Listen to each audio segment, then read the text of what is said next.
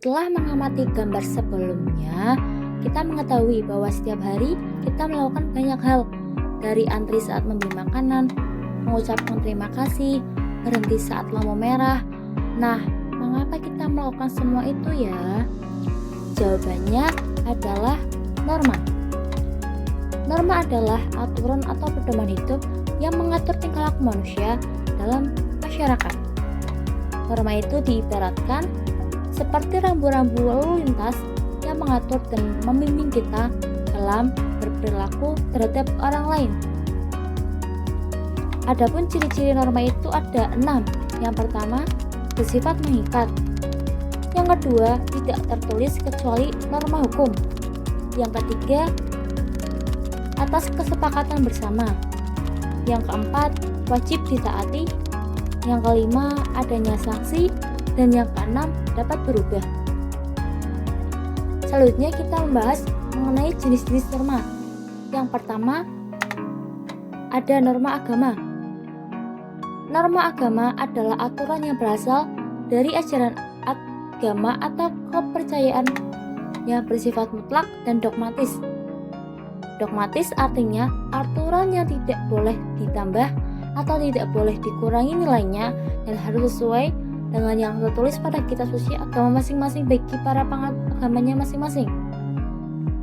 Nah, seseorang yang dianggap melanggar norma agama akan mendapatkan sanksi berupa sanksi sosial ataupun sanksi spiritual berupa dosa. Selanjutnya ada contoh norma agama, yaitu seperti orang yang berdoa dan menghormati keyakinan orang lain. Jenis norma yang kedua yaitu ada norma kesusilaan. Adalah seperangkat aturan yang dianggap berasal dari suara batin manusia yang digunakan sebagai aturan hidup dalam berperilaku baik ataupun buruk. Seseorang yang melanggar norma kesusilaan akan mendapatkan sanksi berupa sanksi sosial ataupun penyesalan diri. Selanjutnya ada contoh norma kesusilaan. Yang pertama, tidak merokok sembarangan. Yang kedua, menjaga kebersihan lingkungan. Yang ketiga, meminta maaf jika merasa salah. Selanjutnya ada norma kesopanan. Norma kesopanan yaitu seperangkat aturan tentang bagaimana kita bergaul dalam masyarakat, berupa aturan, sopan santun, etika pergaulan, dan tradisi adat.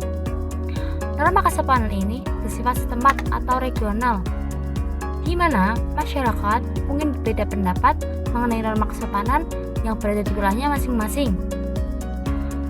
Seseorang yang melanggar norma kesopanan akan mendapatkan sanksi sosial berupa pengucilan, pengasingan, dan rasa malu. Adapun contoh dari norma kesopanan yaitu tidak meludah di sembarang tempat, menggunakan pakaian yang sopan, menghormati orang yang lebih tua. Yang keempat atau yang terakhir ada norma hukum, yaitu seperangkat aturan tertulis yang dibuat oleh sebuah negara baik berupa larangan ataupun perintah. Norma hukum bersifat mengikat dan memaksa, di mana semua orang harus mematuhinya. Seseorang yang melanggar norma hukum akan mendapatkan sanksi berupa denda ataupun pidana. Adapun contoh norma hukum yaitu tidak boleh melakukan vandalisme, tidak boleh mencuri, dan tidak boleh melukai orang. Nah, mengapa norma itu penting? Tanpa norma, orang akan berbuat seenaknya. Tidak ada yang mau mengantri dan akan kacau.